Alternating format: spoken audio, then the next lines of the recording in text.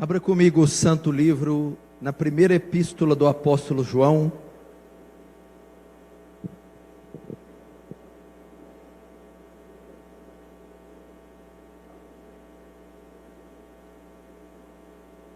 Se pegar Apocalipse e voltar é mais rápido. Apocalipse, Judas, terceira, segunda, primeira epístola do apóstolo João, no capítulo 4.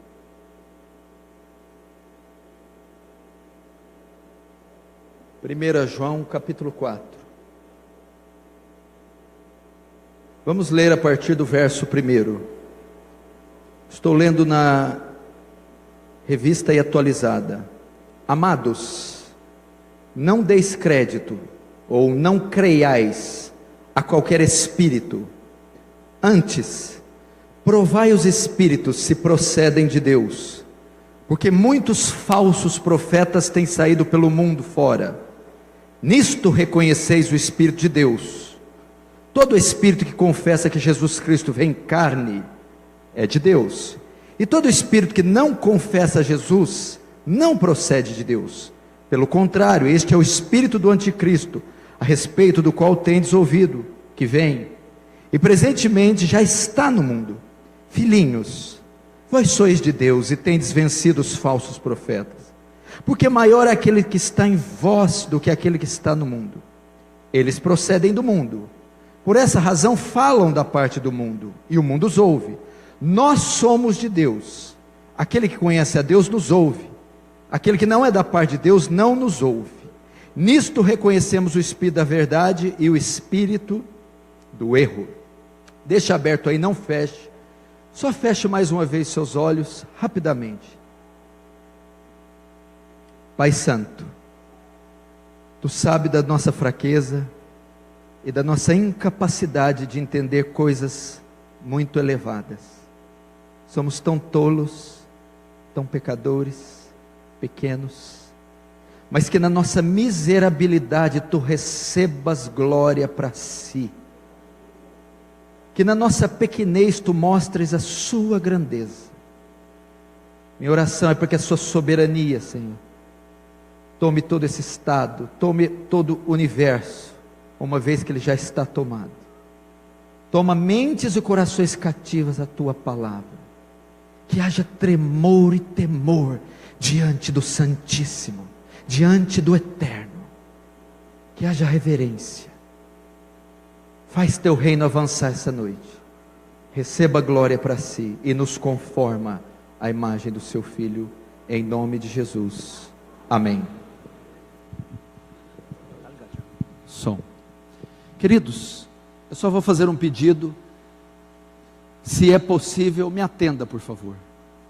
Eu sei que nós estamos numa mega estrutura com uma multidão de gente, mas eu gostaria que, se possível, reverência nesse local. Se tem uma coisa que o nosso Deus exige, é temor, reverência, a Sua santidade e a Sua presença.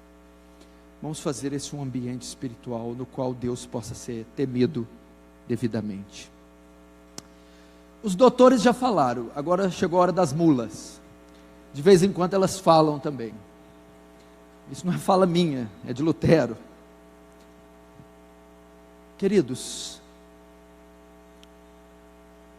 no grande despertamento de 1930 a 1940, liderado por Jonathan Edwards, aquele avivamento foi questionado a sua autenticidade e a sua genuinidade.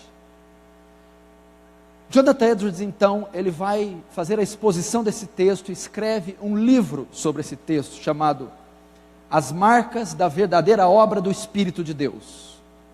E ele diz nesse trabalho, que a primeira carta de João e o capítulo 4, este texto é o fundamento para se examinar qualquer obra do Espírito, para saber se ela é verdadeira ou falsa. 1 João capítulo 4, os 8 primeiros versos. Ele começa o texto dizendo: amados, provai, não creiai em todos os espíritos, antes provai-os. Por que ele diz isso?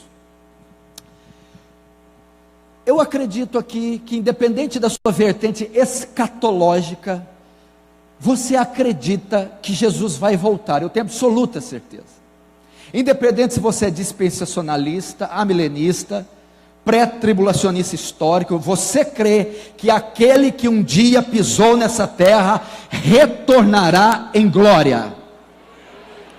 E você sabe também que ele, antes de voltar, não tendo deixado data definida, contudo deixou a nós sinais, profecias acerca do tempo do fim. Se você lê Mateus 24, se você lê algumas coisas relacionadas ao Apocalipse, as cartas de Paulo, você vai ver que ele deixa ali alguns sinais na natureza, sinais na política, na economia, sinais na religião. É nítido que nós estamos vendo sinais da volta de Jesus. Terremotos, sinais na natureza, nós temos visto terremotos, enchentes, furacões, falência no sistema econômico, nós temos visto pestes, epidemias. Você viu aí gripe suína, aviária, você viu aí o flagelo, você vê há anos o flagelo da AIDS, e recentemente essa Zika vírus. Mas você diz, pastor Paulo, sinais acontecem desde que Jesus falava. Então como eu vou ter certeza que a minha geração está próxima do fim? À medida que o fim se aproxima, esses sinais iriam se intensificar. Quando eu era garoto, eu vi um grande terremoto a cada 10 anos. Hoje praticamente a cada um mês, quando a mídia resolve divulgar. Nós estamos no fim. É salutar para a igreja esperar o retorno de Jesus. Ele disse então sinais na natureza, epidemias, ele disse sinais na economia, sinais que evidenciariam o fim. Então eu acredito que você também crê que estamos no fim. Agora note, o fim não pode acontecer sem que as profecias se cumpram. Ele disse que haveria um cenário que marcaria, um cenário, a terra funcionaria como um embaixador, e anunciaria, e bradaria a volta do seu Redentor, do seu Criador. Então ele não pode vir sem que aconteçam os seus vaticínios, sem que suas promessas se cumpram, as suas profecias acerca do fim se cumpram. Todavia, só são essas profecias? Só são as profecias de caráter natural? Só são profecias explicitamente vistas? Existe uma outra profecia que marcaria o fim, e ela seria tão contundente, tão veraz como as demais. Ela está em Mateus 24, 10, 11, diz assim: nesse tempo, que tempo? O fim. Muitos serão escandalizados, trair-se-ão uns aos outros, e uns aos outros se odiarão, e surgirão muitos falsos profetas, e enganarão a muitos. Eu estou aqui para dizer, querido, que você tem visto a igreja evangélica brasileira experimentar um crescimento explosivo, um inchaço incontrolável. Eu estive numa cidade que existe igrejas evangélicas a cada 200 metros, você encontra um templo evangélico, é um polo evangélico. O Brasil hoje é um dos países a qual o movimento evangélico está em mais evidência no mundo.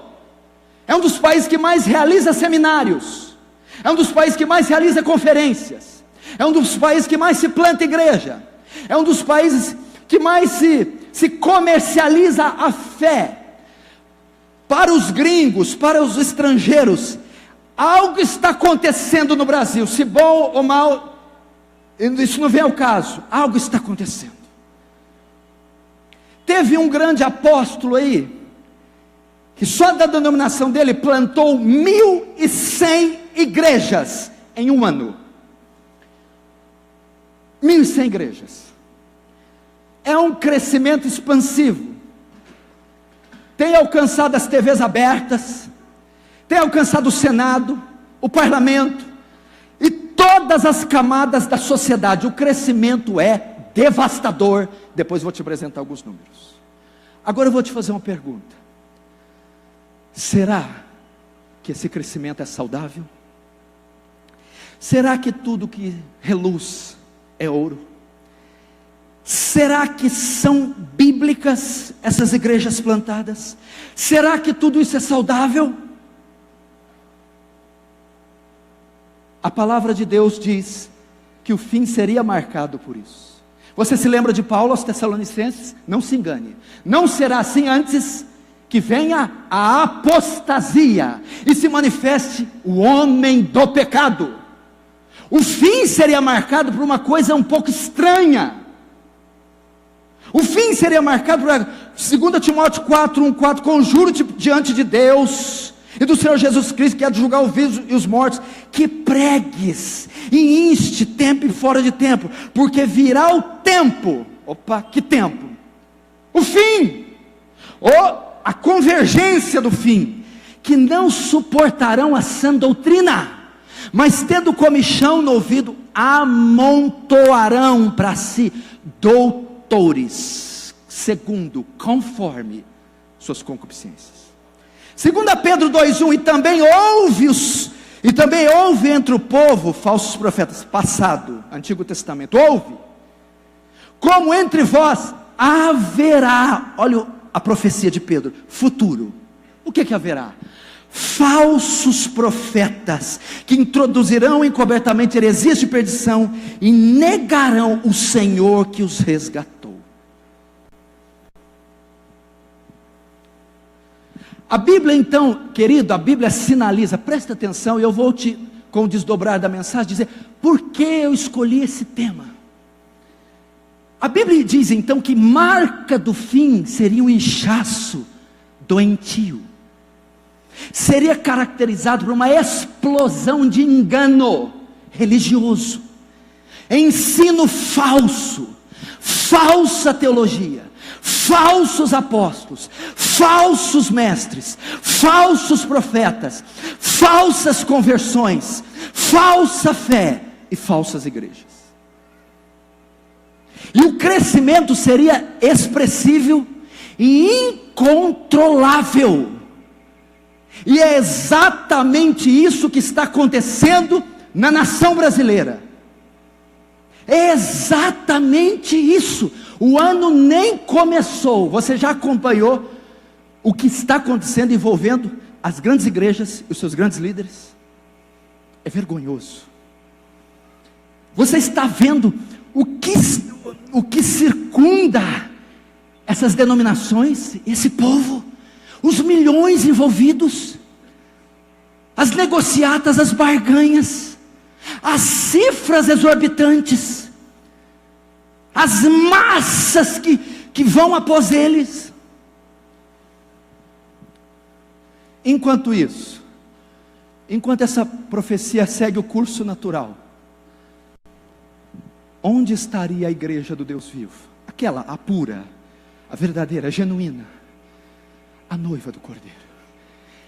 Ela estaria aqui, porque ela está aqui. A igreja de Cristo está aqui.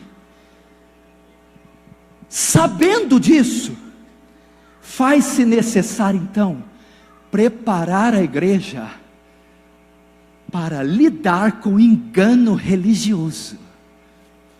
Faz-se necessário então preveni-la, prepará-la, capacitá-la. Essa palavra é um chamado ao discernimento.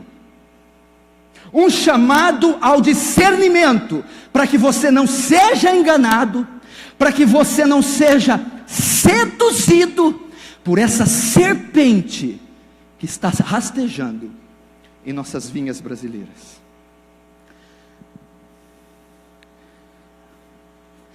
Vamos começar o texto. Ele começa dizendo, 1 João capítulo 4, vamos agora ao texto. 1 João capítulo 4, Verso 1. Amados. Opa. Amados. O destinatário da carta é incerto. Provavelmente aqui o ano que foi escrito foi 95 da era cristã. João, o último membro do colégio apostólico vivo, tinha aproximadamente 90 anos. O destinatário não é preciso, provavelmente são cristãos ou igrejas das províncias da Ásia. O fato é que, quando ele usa esse termo, ele é comumente usado para os crentes, para a igreja. João está escrevendo aqui uma carta, está escrevendo algo, porque nenhuma profecia de particular interpretação, é uma profecia, e é uma profecia para a igreja de hoje.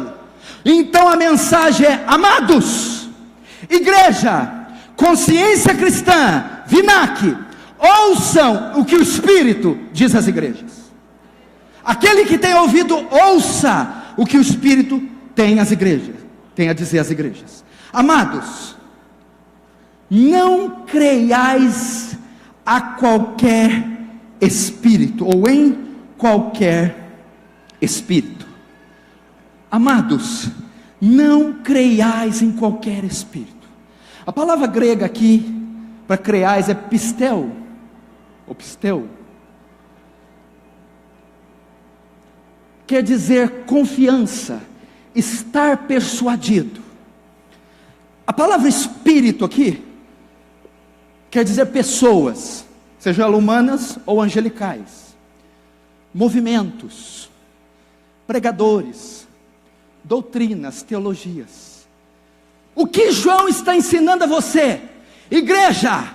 Não acrediteis em qualquer pregador, não acrediteis em qualquer profeta, não acrediteis em qualquer doutrina, não acrediteis em qualquer congresso, não engolis, não deis crédito, não deis confiança em qualquer movimento que se diz cristão.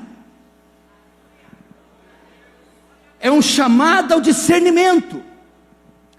Não acrediteis em qualquer manifestação. Você lembra na década de 90, pelo menos na minha cidade? Começou um movimento carismático, dente de ouro, umas unções, cura de coluna. Muitas igrejas tradicionais começaram a aderir a alguns movimentos, se tornaram renovadas. Outros saíram porque queriam uma experiência mais espiritual. Mas eram crentes sem discernimento. E a qualquer foco de um mover, uma unção derramada na igreja, um pregador de fora que adivinha RG, uma doutrina nova, eles iam correndo para receber a novidade. Estão curando ali no bairro tal, estão revelando no bairro tal, estão ensinando uma teologia diferente, uma teologia moderna, e uma teologia versada. O que João está nos dizendo aqui pelo Espírito é: não acrediteis, não engolis, não recebeis qualquer coisa. Efésios 4,14, presta atenção, a descrição de boa parte da igreja brasileira. Para que não sejais mais meninos, inconstantes, levados em roda por todo vento de doutrina, pelo engano dos homens que com astúcia enganam fraudulentamente. Quanto tempo a igreja de Cristo foi menina. Paulo está dizendo, ele começa a citar ali que Deus separou para profetas, pastores, doutores, para aperfeiçoar santos, para que chegue a estatura, a plenitude do varão perfeito, Cristo Jesus, e assim não sejam meninos.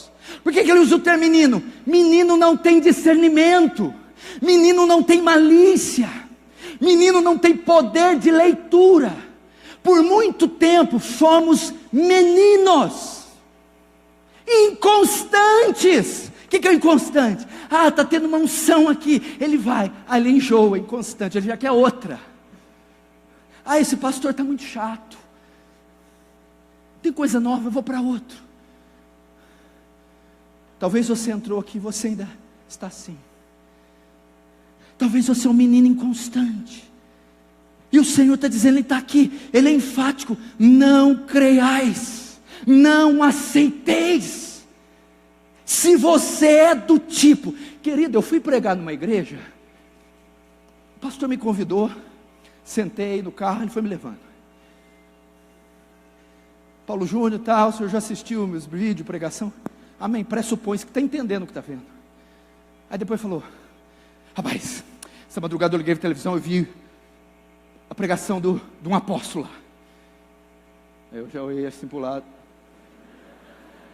Que unção, rapaz! Meu Deus! Os caras assistem Augusto Nicodemos e leem Benihim e acham que é a mesma coisa. Você fala de David, Martin Lloyd Jones e Kenneth Hagin, é tudo de Deus, uma ova.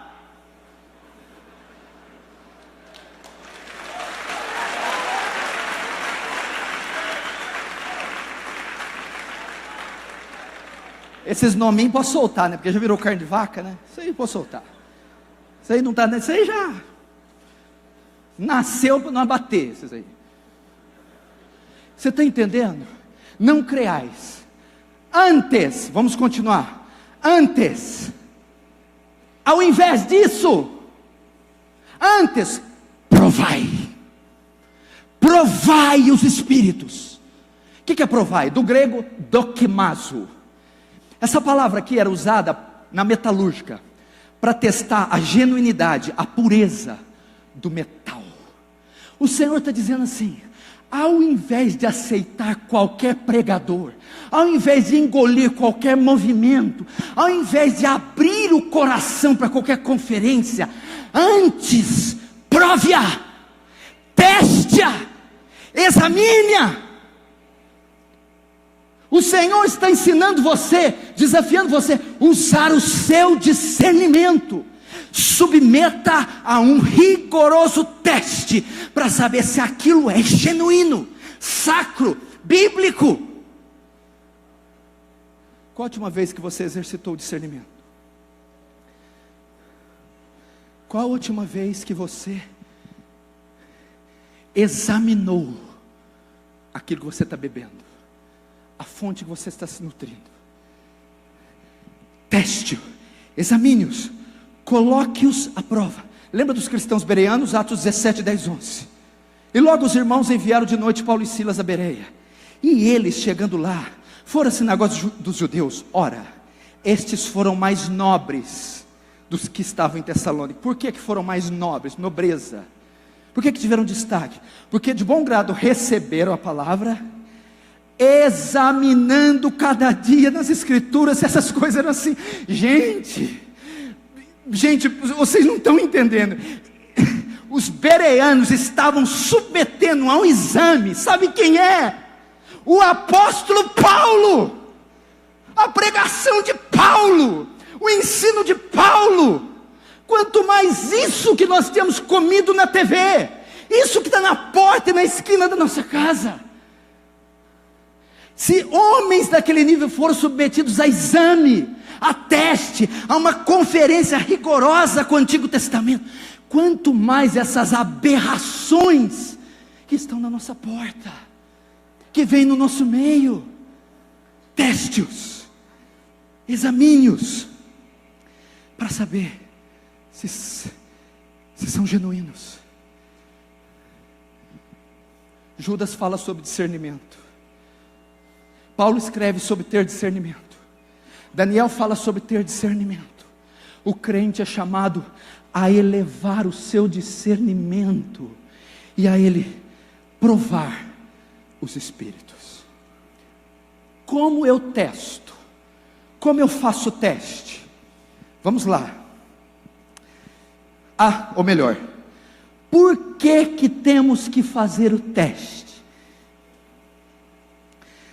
Por que não devemos crer em qualquer espírito e ao invés disso prová-los? Vamos lá. Porque muitos falsos, verso 1 ainda, porque muitos falsos profetas tem saído pelo mundo afora. É como se João se trouxesse para o nosso tempo. Ele está vendo a nossa geração, ele está vendo, ele está assistindo a nossa TV, ele está vendo o que está sendo vendido, pregado, ensinado. Ele está dizendo: prove-os, teste-os, porque vocês vão se encontrar com uma enormidade tão grande de heresia, com uma infestação tão grande de engano. Vocês vão andar como em um campo minado. Qualquer qualquer passo em falso pode ser fatal, é ruína. Ele está ensinando aos crentes não ser negligentes.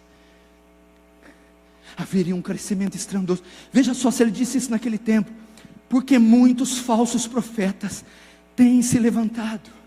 Já na época de João, o primeiro século começou com uma seita terrível, com uma heresia, o gnosticismo. Isso foi um câncer, foi um grande oponente contra a igreja. E hoje? Fichinha. O gnosticismo era coisa de criança para os dias de hoje. Muitos falsos profetas têm saído no nosso meio. Deixa eu ver se eu acho aqui. A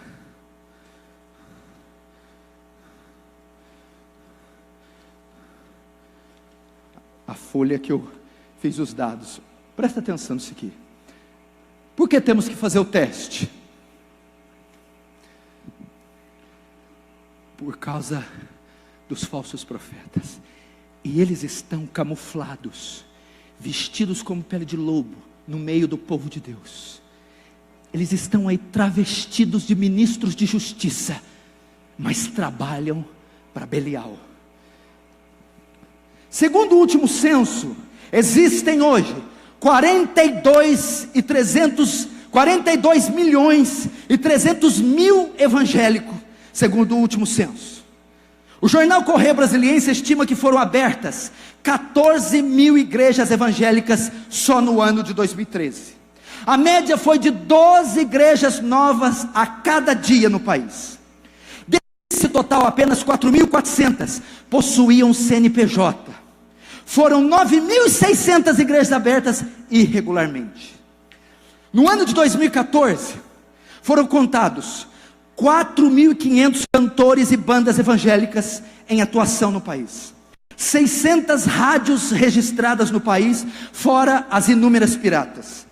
157 gravadoras produzindo material evangélico. E 150 editoras evangélicas, produzindo um total de 3 mil novos livros por ano. As igrejas evangélicas arrecadaram em 2014 a quantia de 60 milhões de reais por dia, e anualmente o total de 21 bilhões de reais em um ano, segundo dados da Receita Federal. Segundo uma reportagem da Isto É, surgiu um censo do IBGE, uma nova categoria de evangélicos, evangélicos não praticantes. Eles são mais de 4 milhões. A projeção é que em 2020 os evangélicos sejam mais da metade da população brasileira, segundo dados do CEPAL.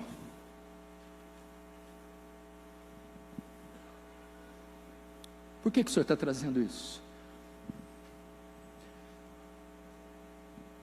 Soma-se isso às profecias bíblicas, principalmente de Jesus. São mensagens, são palavras que vêm para alertar o povo de Deus,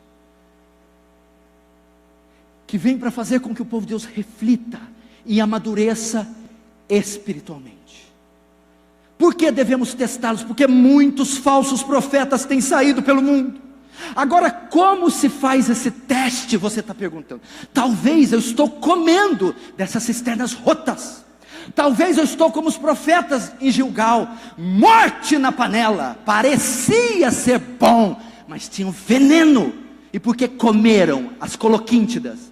Porque não as conheciam. A falta de discernimento faz com que o povo engula morte, engula veneno. Se tem uma coisa que destrói, a Enéas Carneiro do Prona, ele dizia algo interessante. A ignorância aprisiona, o conhecimento liberta. Só estava parafraseando João 8,32.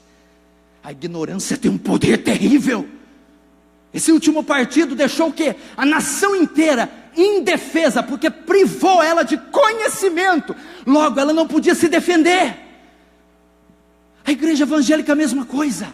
São milhões de templos que não é um ensino decente. Então há milhões de cristãos ou de pessoas fiéis que não podem se defender, porque não têm conhecimento.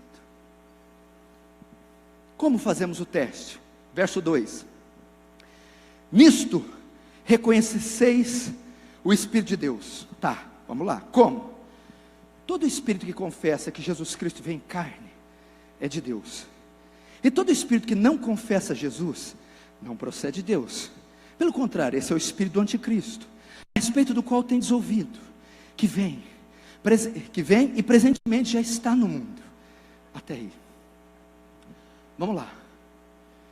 Nisto conhecereis que a obra é de Deus, que o profeta, o pregador, a unção, o mover, a conferência, todo aquele que fala pelo Espírito de Deus, todo aquele que se diz ser de Deus, todo espírito que confessa a humanidade de Jesus, que Jesus vem em carne, é de Deus. E todo espírito que nega que Jesus vem em carne, a humanidade, não é de Deus. Por que João dá esse teste? Como eu disse, no primeiro século, a batalha era a respeito da cristologia, gnosticismo, docetismo, monofisismo. Todos eles tentavam macular uma das naturezas de Jesus. O gnosticismo, que é a grande ameaça do primeiro século, o que dizia? Criando uma espécie de um dualismo, que o espírito é bom, mas a matéria em si mesma é má. Tudo que é material é ruim. Logo, se Jesus é Deus, Ele não pode ter corpo humano, Ele não pode ser humano, porque a matéria é má. E negar a humanidade de Jesus é uma aberração teológica, uma blasfêmia e uma heresia. Por quê? Porque sem a humanidade de Cristo não haveria expiação, não haveria substituição, não haveria imputação da justiça. Era impossível sermos salvos, não haveria nem sequer ressurreição. Isso foi resolvido aonde? Em Calcedônia, século V. A união hipostática. O que é isso? As duas naturezas de Jesus, humana e divina, 100% humana e divina, coexistem juntas, sem se misturar. União hipostática. A guerra na cristologia foi vencida.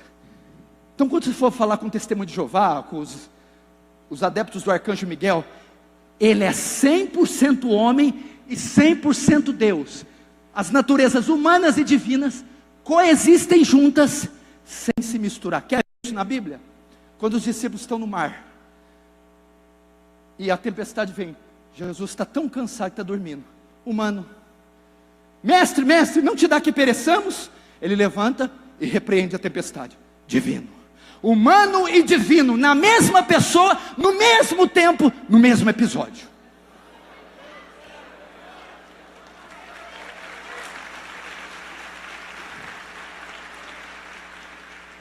Mas agora você deve ter ficado tranquilo. Eu não vou precisar largar do meu falso profetinha de estimação. Ele nunca falou que Jesus não veio em carne. Aliás, carnal, o que ele mais enfatiza é a parte carnal de Jesus. O ataque aqui, presta atenção. Toda obra que se diz do Espírito e não exalta a pessoa bendita de Jesus, não é de Deus. Por exemplo, teve um livro que foi escrito aí, Good Morning Holy Spirit.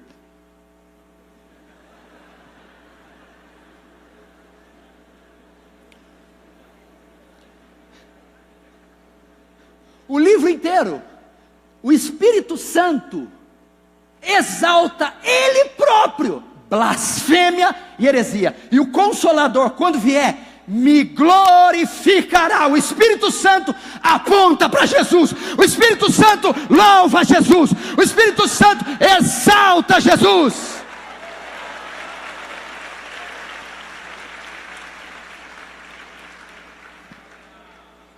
Toda obra que coloca a glória no pregador, heresia. A glória na igreja, venha para essa igreja resolver os problemas, heresia. Porque se tocar no meu manto ensanguentado, além de pegar doenças transmissíveis,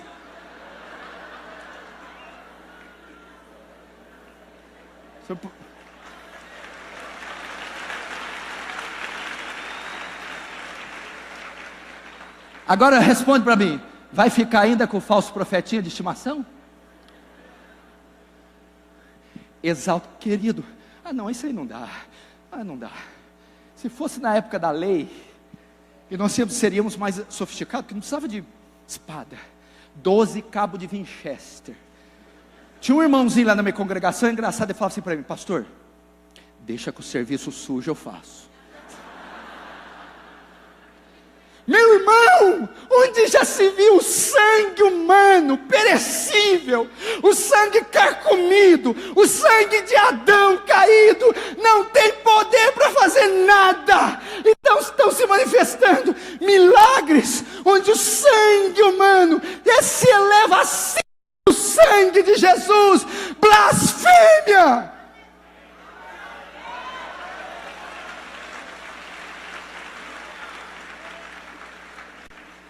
Nisto conheceis todo espírito, pastor, pregador, movimento, livro, que não exalta a pessoa bendita de Cristo,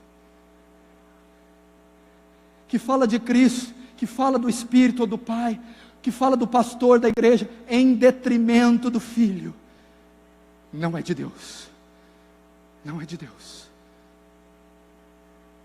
Tem algumas seitas que falam que Jesus é o irmão mais velho de Lúcifer, heresia. Outras seitas dizem que Cristo é o arcanjo Miguel, heresia. Outros dizem que Jesus não é nem humano nem divino, é um terceiro, é uma mistura. Pegou os dois, bateu, saiu Jesus. Heresia. Segundo teste, para não ficar só aí. A humanidade de Jesus é uma verdade bíblica, irrefutável, inerrante, inspirada, divina, irrevogável. João capítulo 1. No princípio era o verbo eterno.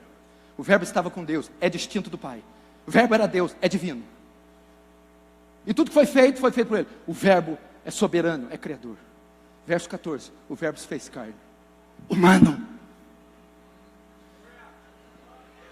Ele, quando vier, vos fará lembrar tudo quanto tenho dito.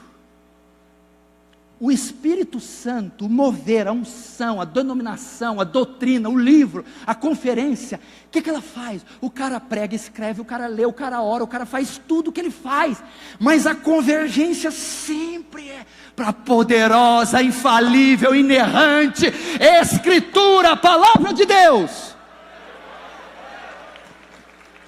Ou seja, todo movimento que distorce uma verdade clara nas Escrituras, rejeite, não é de Deus.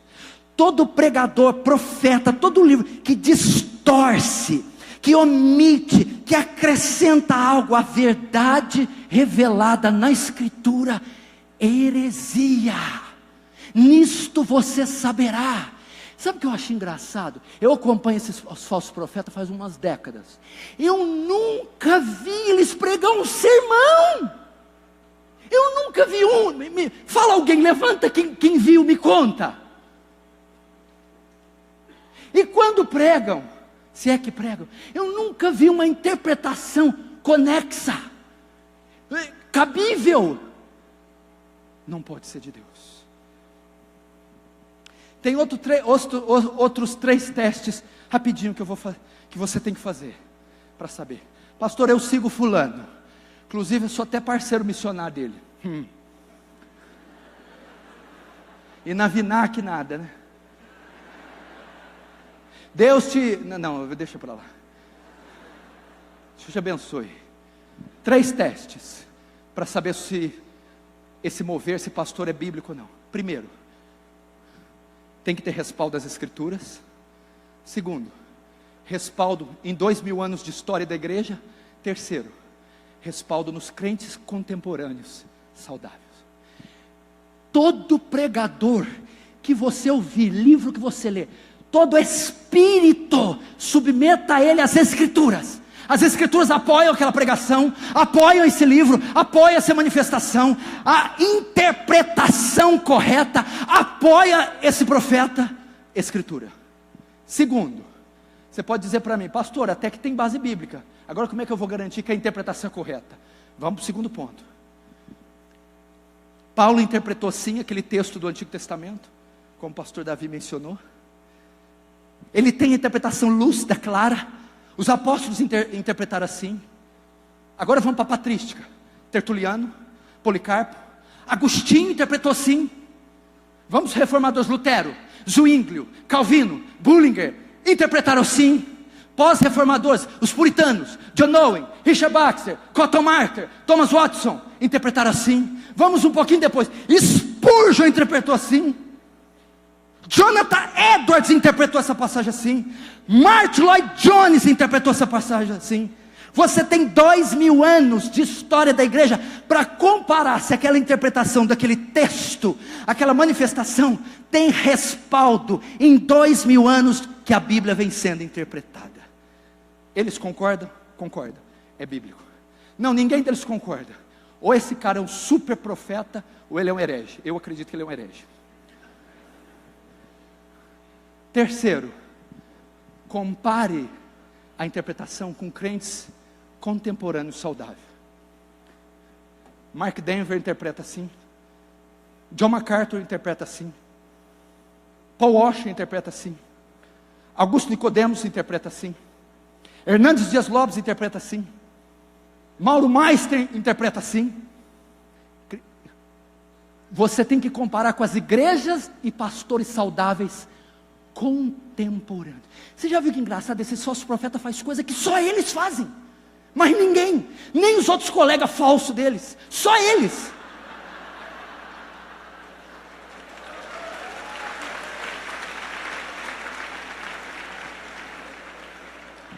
A mensagem para essa noite é: teste os espíritos, prove os espíritos, submeta-os a um exame, compare-os com as Escrituras, compare-os com 2000 anos de igreja, compare-os com os crentes contemporâneos, compare-os com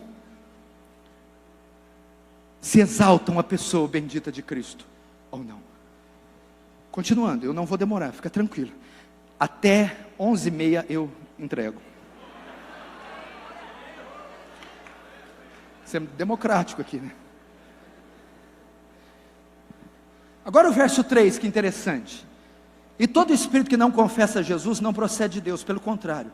Este é o espírito do anticristo, a respeito do qual tendes ouvido que vem, e presentemente já está no mundo.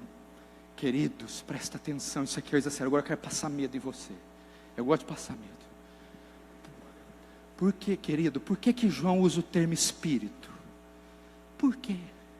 E por que ele vai usar o termo ali anticristo? Ele cita uma gama de anticristo.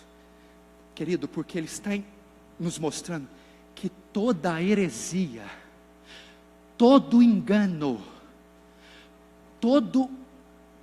a blasfêmia proferida por falsos profetas são oriundas do inferno, da mente do diabo. Atrás de cada falso ensino existem obras demoníacas. Satanás está por trás do engano e está por trás dos proponentes do engano. Não brinque com isso. Pastor, você acredita então que tem pregadores possessos de demônios? Eu acredito que até tem demônios possessos deles. A capetada está perdendo faz tempo.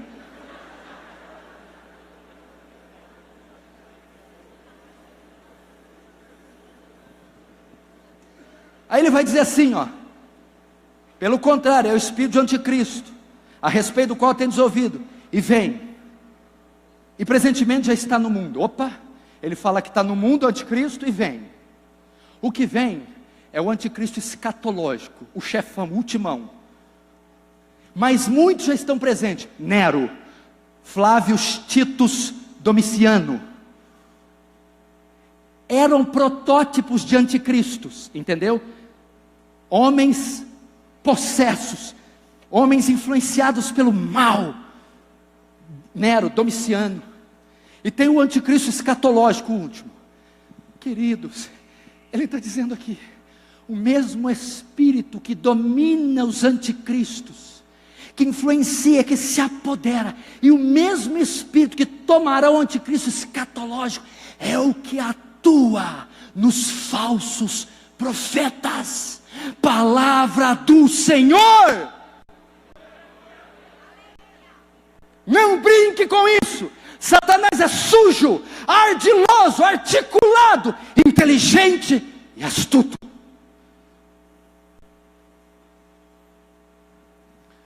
Ele que está por trás disso. Porque quando a gente fala de diabo, você tem a impressão de João bobo. Você dá bicuda, ele volta.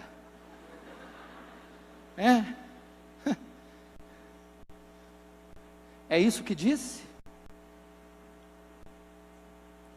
É isso que disse? Certamente morrereis.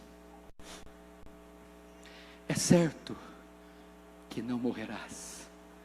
Deus dá uma palavra, a serpente vai lá e distorce a palavra. Quem criou aquela heresia? O diabo, que estava sob o domínio da serpente. Ele distorceu uma ordem clara de Jesus dada. É isso que ele faz. E olha como ele foi sutil. É verdade que Deus não quer que vocês desfrutem de todas as maravilhas do jardim? É verdade que Ele não quer a felicidade de vocês? A mulher babou e tomou do fruto. Caiu no engano, na distorção maquiavélica. Querido, o diabo orquestra. É uma mesa de xadrez. Ele é inteligente, sagaz. Cuidado com ele. Sobretudo, querida, a palavra não é só lúgubre. O cara fica trazendo esses pregadores lúgubres. Vai procurar no dicionário, o que é isso? Há uma palavra de esperança para a igreja aqui. Há uma palavra positiva para nós. Acompanhe comigo o verso 4, eu estou indo para o final.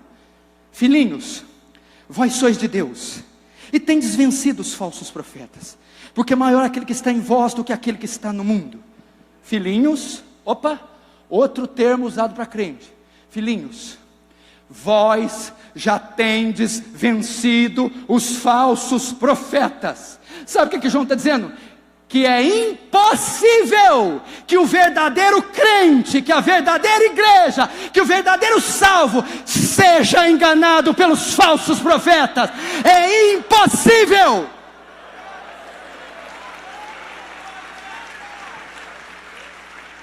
Por que é impossível? Por causa do valente que habita dentro dele. Porque, calma. Por quê? Porque maior é o que está em vós.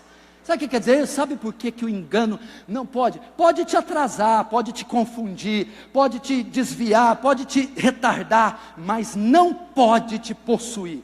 Sabe por quê? Porque maior é o que está em você. Que isso? O selo, o novo coração, a nova lei, o temor, o Espírito Santo. O que João está querendo dizer? O Espírito Santo não é fraco. O Espírito Santo é poderoso. O Espírito Santo está em você. E o Espírito Santo dá ao crente discernimento.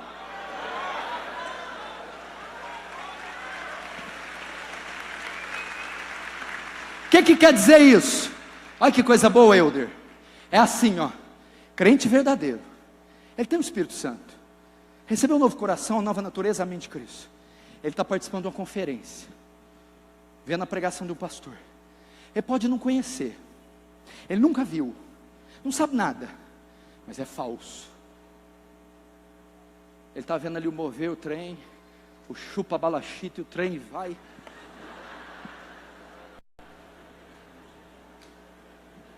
Meu amor, o que foi? Meu amor, eu não conheço isso aí não. Eu nunca vi isso aí não, sei. Meu amor, mas esse negócio está muito estranho. Eu não recebo isso aí não. Eu não abro meu coração para isso não. Por que, meu amor?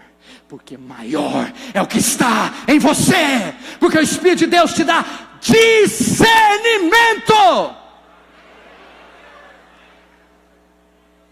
Discernimento. Agora uma parte triste aqui, ó. E eu estou caminhando para o final. Nós vamos ver quem são os falsos profetas, o tema da pregação deles e o público deles. Tudo em 5 minutos. Vamos lá, olha só. Verso 5. Eles procedem do mundo. Eles quem? Os falsos profetas. Olha aqui. Eles procedem do mundo. O que é isso? Todo falso profeta é ímpio. Nunca nasceu de novo, nunca se converteu, nunca foi habitado pelo Espírito Santo. Eles são do mundo, são ímpios, são falsos, não foram regenerados. Segundo, primeiro, quem são ímpios? O tema da pregação deles. Vamos ver o tema. São do mundo. Por essa razão falam da parte do mundo. Opa! O tema da pregação deles: triunfalismo, prosperidade, curanderismo, felicidade. Your best life now. É um best-seller nos Estados Unidos. A sua melhor vida agora. Empregado, seja patrão. É pobre, vai trabalhar. Não é isso.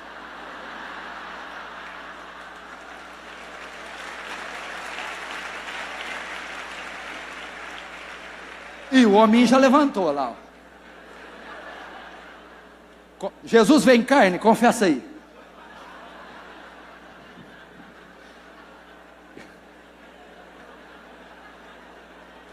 Espera aí, gente, espera aí. Depois eles escrevem lá: nunca vi o pastor Paulo rir. Aí, ó.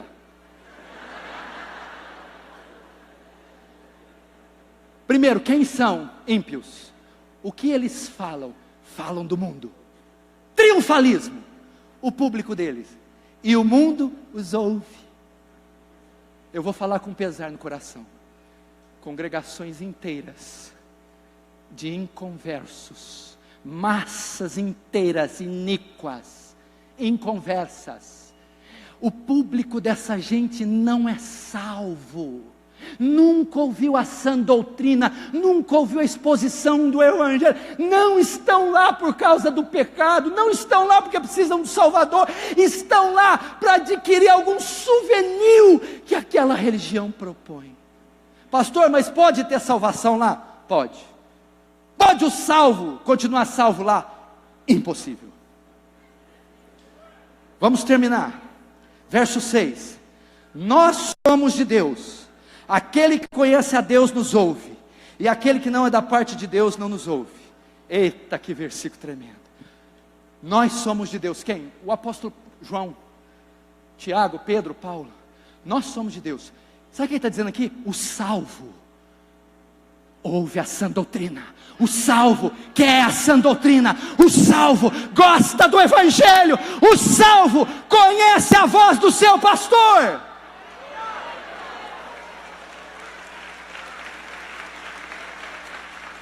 O que você quer dizer com isso? Eu quero dizer, corroborando o que o pastor pregou, que está havendo um tempo onde as ovelhas de todos os cantos e todos os redores estão ouvindo o chamar do Mestre, estão se reunindo. Eu não posso dizer que é uma obra silenciosa. Olha isso aqui, silenciosa como? É muito barulhenta. Eu não posso dizer que ela está a passos de formiga. Eu não posso dizer que são 7.000 joelhos escondidos em Obadias. Não, meu irmão.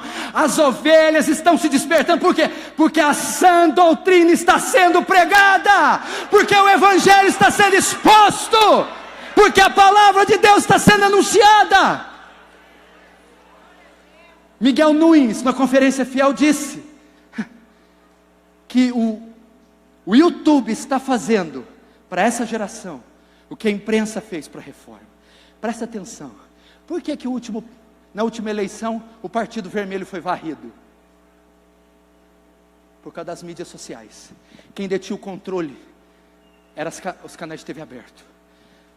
As mídias sociais começaram a expor a roubalheira. O povo abriu os olhos. E não é que está acontecendo a mesma coisa? Com o engano, os escândalos estão começando a ser expostos. As conduções, as roubalheiras, a falcatrua, a heresia, o engano. E as mídias sociais, além de revelar e expor o engano, estão exportando teologia reformada, doutrina histórica santa, livros, pregadores renomados. E a nação, o mundo está tendo acesso à verdade. E o que está acontecendo? Está acontecendo uma evasão dessas igrejas. Eles estão deixando e se migrando para igrejas históricas, bíblicas, onde há palavra, onde há teologia, onde há exposição da mensagem, onde há verdade. Conversando com o reverendo Nicodemos, e você sabe que o Nicodemos nesse assunto aqui, ele é bem, avivamento.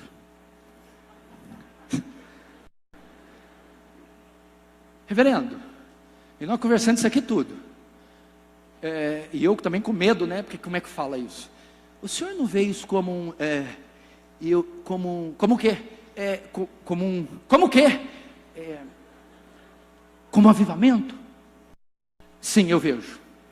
Sim, eu vejo.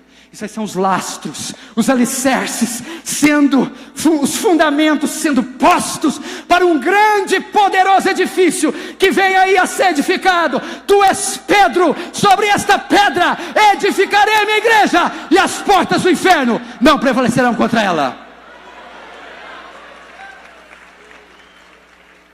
Agora acabou no verso último, 6. Não é de Deus não. Nisto conhecemos o espírito da verdade e o espírito do erro. Olha que coisa fácil esse versículo de interpretar. Nisso conhecemos o espírito da verdade e o do erro. Nisto o quê? Como que eu conheço o espírito da verdade e do erro? Pela doutrina. Pela doutrina. E vi uma segunda besta que subia da terra. Ela era vestida como carneiro, mas falava como um dragão. Como você descobre se alguém é herege ou não? De maneira que fazia fogo descer do céu. Mas quando abria a boca, era o dragão. Eles fazem sinais e prodígios, e ali você não consegue discernir. Mas na pregação deles, na doutrina, você reconhece que é herege. Queridos, esse foi um chamado ao discernimento. Prove os profetas, prove os pregadores, examine as conferências, examine os livros, examine os programas de TV, examine as unções e os moveres. Deus tenha misericórdia de nós, e que um avivamento venha sacudir essa nação.